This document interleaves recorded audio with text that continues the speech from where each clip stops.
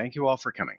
I'm Tony Chabukas, Neo4j Ninja and Superfan, developer for Downstream, an experienced design firm where I'm nearing release for an open source plugin for Neo4j that provides a graph and API of all of art history. You'll find me and other ninjas on the community forum doing our best to help others advance their knowledge and their projects. Welcome to Transforming a REST Service to a Graph Service by Lennert von Sever. Lennert is working as a full-stack developer for the Borealis Digital Studio and is experienced with React, GraphQL, and Apollo, so using GrandStack feels very natural to him. Currently, Lennert is based in Brussels, Belgium. Here's Lennert von Sever on transforming a REST service to a graph service. Hi, good morning. Well, good morning, depends where you're tuning in from. It should be around 10 a.m. in New York and 4 p.m. here in Brussels when you're listening to my pre-recorded talk. I should be available in the Q&A chat session where I will answer all your questions that you might have about this talk. I will be your host for today. My name is Lennert van Sever and I work as a developer for the Borealis Digital Studio. And what we do at the studio is that we create new digital solutions for our employees, for our customers, and for our partners with technologies like React, Node.js, GraphQL, and cloud-native technologies like Kubernetes. We always work on a project basis with small, agile teams. If you would like to have any more information about the studio, you can always check out borealisdigitalstudio.com. This talk will be about transforming a REST service to a graph service. My story starts with restcountries.eu. This is a free API service for getting country-related data like the name of a certain country, also its capital, but also more specific information like which time zones that a country has and also which other countries that country is bordering. And you can get this information in various ways. You can, for example, just get all the countries on Earth in a single API call. Now, you can also get the country on a per country basis.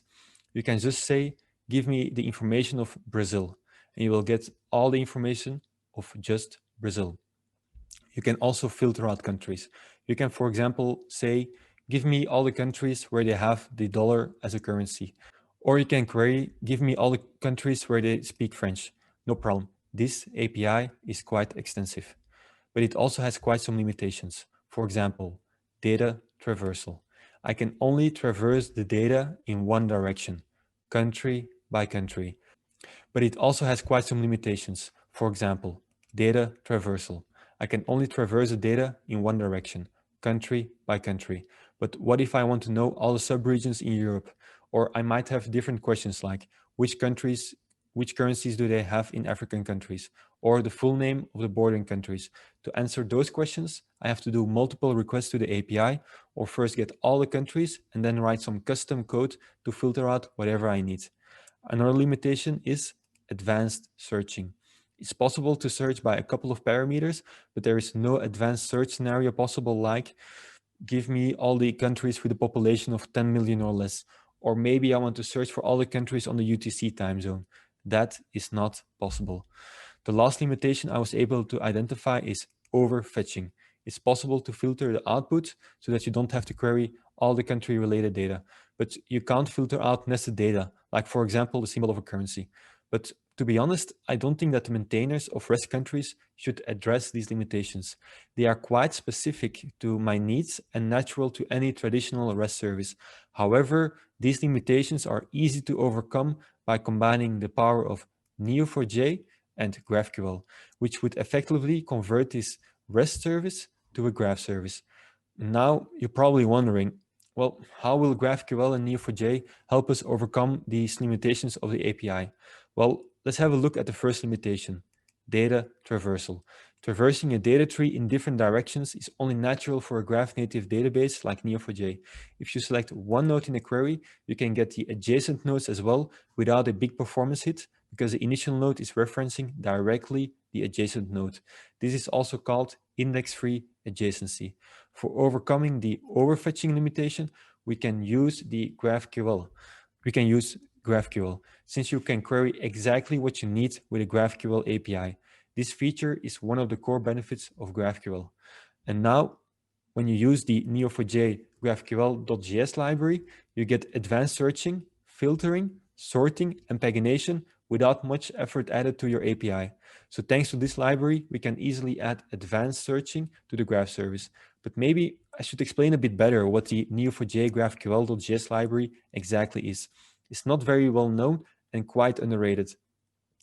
So the Neo4j GraphQL.js library is an open source JavaScript npm package released at the end of 2017. The purpose of the package is to make it easier to use GraphQL and Neo4j together. It translates GraphQL queries to a single Cypher query, eliminating the need to write queries in GraphQL resolvers. It's also useful for batching queries. This means that when you do a GraphQL query with a lot of nested objects, the single Cypher statement is generated by the Neo4j GraphQL.js package. This eliminates a very common problem in GraphQL, the n+1 problem. When you, for example, have an API with 40 authors and each author has an article and you want to query all the authors and all their articles, you will have to do 41 database calls in a traditional GraphQL setup, since you need to do an initial query to get the list of all the authors and then a request to get all the articles for each author, which is 40 requests in our example. With the Neo4j GraphQL.js library, you won't have this problem, since a single Cypher query is generated, which will call the Neo4j database once to get all the needed data, and we will have index-free adjacency to provide fast performance. The Neo4j GraphQL.js package is part of the Grand Stack. The idea of this stack is to use React, Apollo, GraphQL, and Neo4j to create full-stack applications. And what we will do now is build a Grand Stack application with the REST country data. We will mainly focus on GraphQL and Neo4j side. Hopefully, we will be able to overcome all the mentioned limitations and effectively transform it to a graph service. Before we start coding, let's just take a step back and let's think about the data structure of our graph. Just drawing some circles and lines with pen and paper or a whiteboard should do the trick. Once you are done with that, you can take your sketch to the next level with a tool like Draw.io. Deciding what should be a node, a property, or relationship can be tricky. What helps is to look at how the REST service is structured. Many-to-many or one-to-many relationships, like objects in an array, often deserve separate nodes. Try to name all your different types of nodes and relationships as soon as possible. In the REST countries example, there's already a solid data structure in the JSON API, so I will mainly base myself on this structure. First of all, I will make a country, a separate node, since it has its own properties. What is actually quite interesting is that the country nodes also have relationships between them, since they are bordering each other. Further, you have time zones, but also regional blocks, currencies, and languages that all relate to multiple countries. Since I don't want to duplicate these data points, they also deserve their own nodes. The same goes for subregions, but they are a bit special, since subregions also have parent nodes named regions. Country names can also be in multiple languages, so I also added a translation node, which will have two properties, the value and the language code. The language code is duplicated, but this avoids that we have nodes with thousands and thousands of relationships, which I felt was unnecessary. Structuring your data is always a subjective matter, and different people will get different results. But with this data structure, we already have an idea what our graph will look like. Also, don't worry if you cannot model your whole graph at the initial stage. Graph databases are flexible and can easily be changed or extended at a later stage. Now that we have the data structure, we can finally start inserting the data. Now, there are multiple ways that we can do this. We could first write the data structure in our GraphQL schema and let the make augmented schema method from the Neo4j GraphQL.js library generate the GraphQL CRUD operations. Then we can use the insert queries of the generated GraphQL API to get our data into a Neo4j database. This is the recommended approach, but you can also do it in the other way around, starting with importing the data directly into Neo4j and let the schema be inferred by the infer schema method of the Neo4j GraphQL.js library. To directly import the data in Neo4j, we could first generate a CSV and use the admin import, or we could also use the load CSV statement to insert the data. But I wanted to directly work with the JSON data, and since the dataset is quite small, I can just work it out with regular merge and create Cypher queries. So I had two options. Either I could write directly the Cypher merge statement in a Cypher file and use the epoch load JSON method to get the data, or I can use a Node.js script and the Neo4j driver npm package to fill the Neo4j database. At the end, I went for the Node.js script since I felt it would give me the most flexibility. The Node.js script is quite simple. First of all, we need to make a connection to an empty Neo4j database. We do that with the Neo4j driver npm package.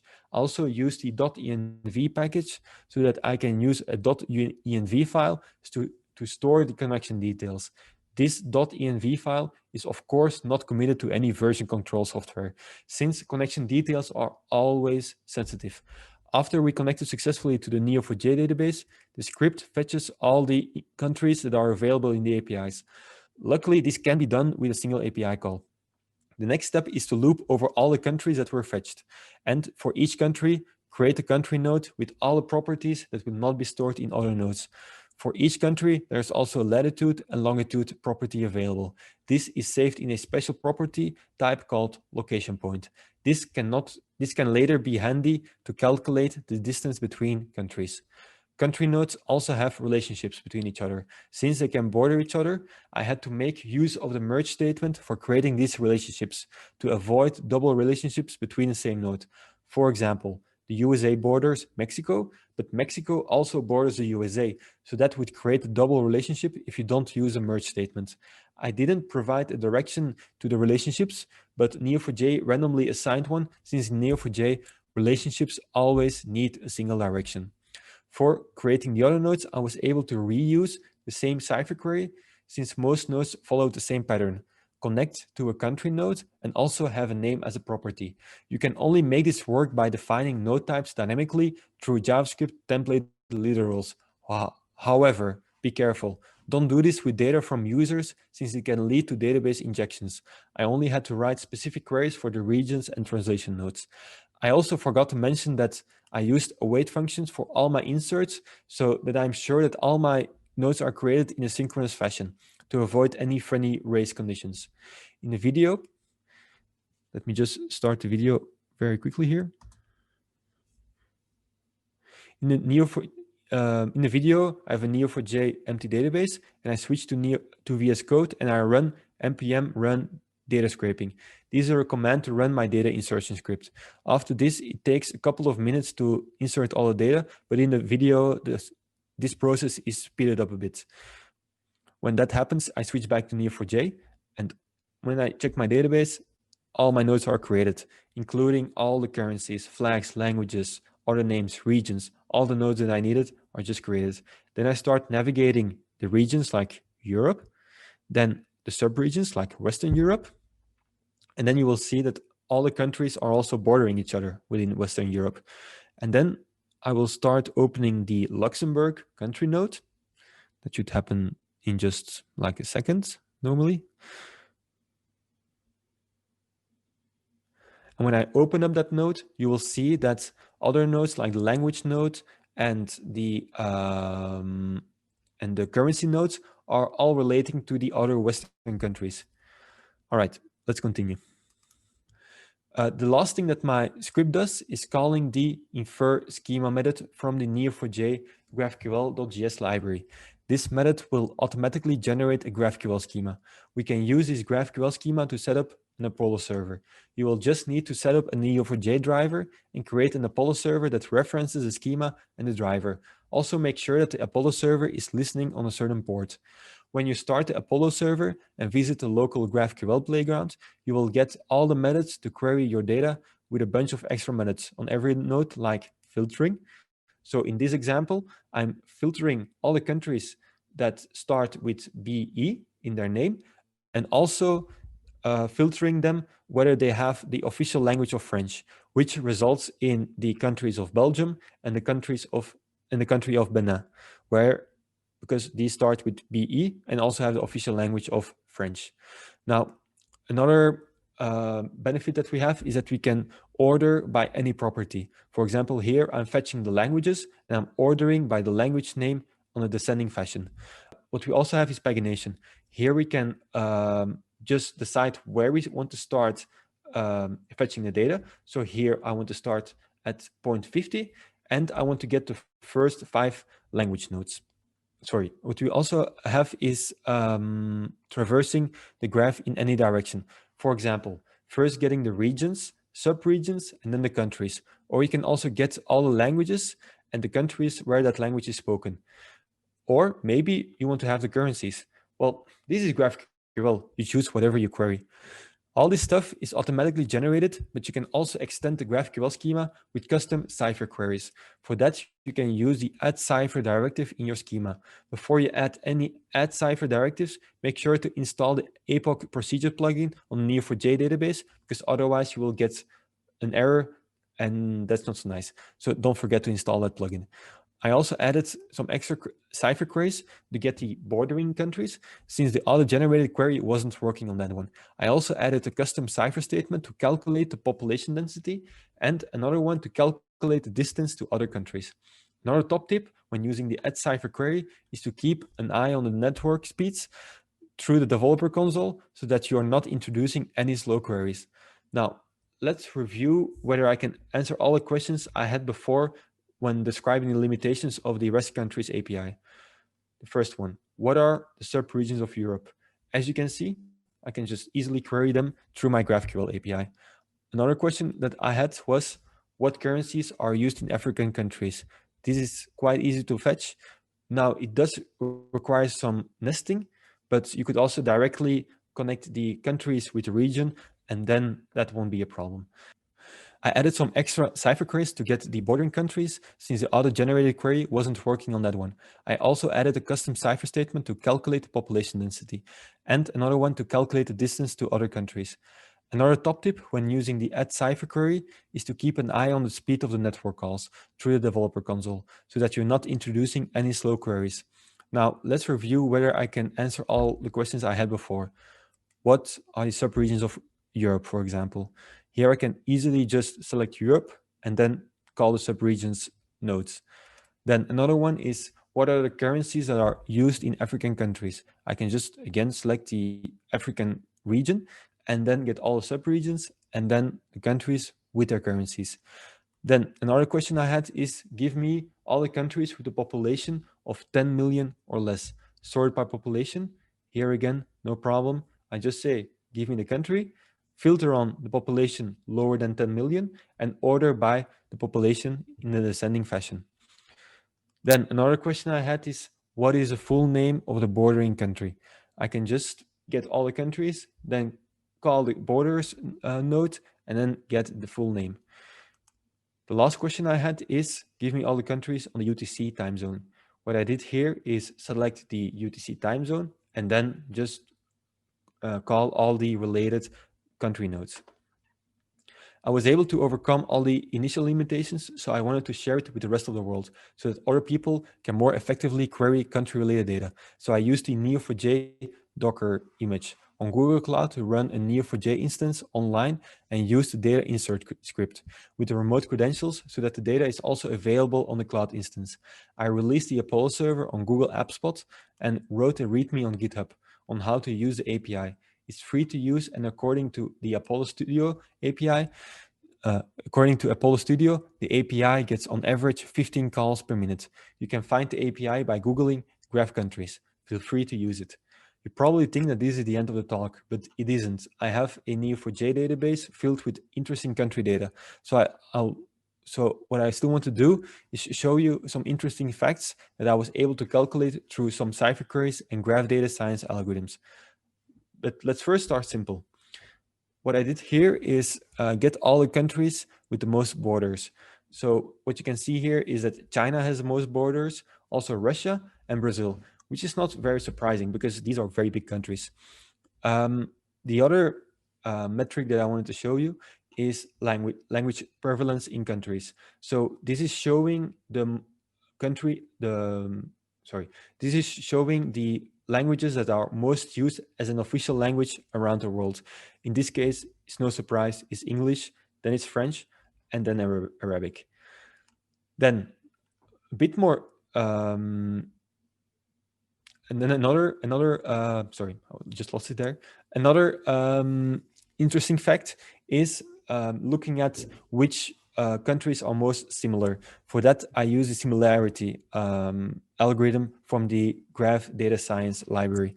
This depends on whether bordering countries relate to the same nodes, for example, language, currencies, and these things. In our case, the two most similar bordering countries are Cote d'Ivoire and Mali. Why is that? Because these apparently have the same currency, have the same languages, and share many features. Then, another very cool thing I was able to calculate is the graph diameter. This is the longest, shortest path, in fact, between all the bordering countries. So what I did is that I calculated the shortest path between all the nodes and then took the longest one. And this is a path from Lesotho all the way to Canada. And now you're probably wondering, how on earth can you traverse the Atlantic Ocean to get from France to Suriname? Well, how that is possible is that French Guiana is part of France, and French Guiana is bordering Suriname. So that means that France is also bordering Suriname, and in that way, we were able to get this very long path of bordering countries. Another interesting one is the most central countries. How this works is quite, kind of similar. What happens is that all the shortest paths are calculated, and then the highest score is given to the most visited countries. In this case, is Germany, Iran, and China, which is not very surprising because they are very centrally located in our trade routes and also in our maps. The last one that I wanted to show you is the community of countries. This is using the Louvain algorithm and groups countries depending on which other countries they border. So, for example, countries like in West Africa, like sorry, I don't know much about West Africa. Let's talk about Europe. I know a bit of that. For example, Belgium, France, Germany, they all border each other. So that means that they have a high chance to be in the same community. But however, when you look at the table here, it doesn't really show well how countries are how countries are grouped together. So what I try to do is make a data visualization to make it a bit clearer. First, I tried NeoVis. This is very easy to use, but the customization options are limited. For example, you can't set a specific location of a node, which is a bummer for me since I wanted to place the country nodes on their respective geographic locations. Another thing with NeoVis is that it connects directly to the Neo4j database. This scares the shit out of me because frontends should never connect directly to the database.